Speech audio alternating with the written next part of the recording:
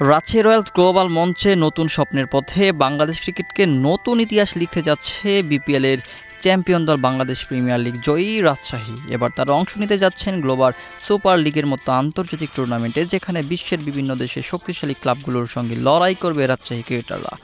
এই টুর্নামেন্টের অংশগ্রহণ মানে বাংলাদেশের ক্রিকেটের জন্য এক সম্মানের বিষয়। রাজশাহীর স্কোয়াডের নির্বাচনের এবার অভিজ্ঞ এবং তরুণ প্রতিভার মিশ্রণ দেখা যাচ্ছে। দলের নেতৃত্ব থাকছেন অভিজ্ঞ একজন অধিনায়ক, যিনি মিডল অর্ডার সামলানোর পাশাপাশি মাঠে কৌশলগত দিক নির্দেশনা দেবেন। ব্যাটিং লাইন আপে জায়গা পাচ্ছেন পাওয়ার হিটিং সক্ষম কয়েকজন ক্রিকেটার, যারা শুরু থেকেই আক্রমণাত্মক খেলতে পছন্দ করেন।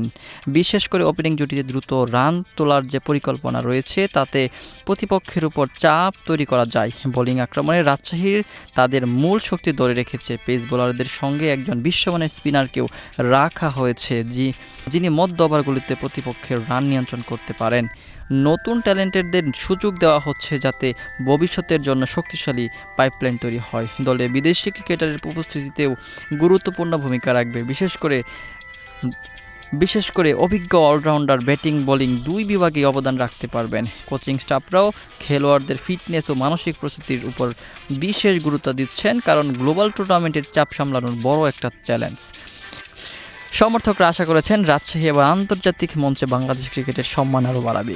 টিম ম্যানেজমেন্টও বলেছে তাদের লক্ষ্য শুধু অংশ নয়, বরং প্রতিযোগিতার শক্ত অবস্থান তৈরি করা এবং ফাইনাল পর্যন্ত লড়াই করা। সব মিলিয়ে রাজশাহীর যে এই গ্লোবাল সুপার লিগ যাত্রা শুধু একটি টুর্নামেন্ট নয়, এটা বাংলাদেশের ঘরোয়া ক্রিকেটের শক্তি প্রমাণ করার একটা বড় সুযোগ।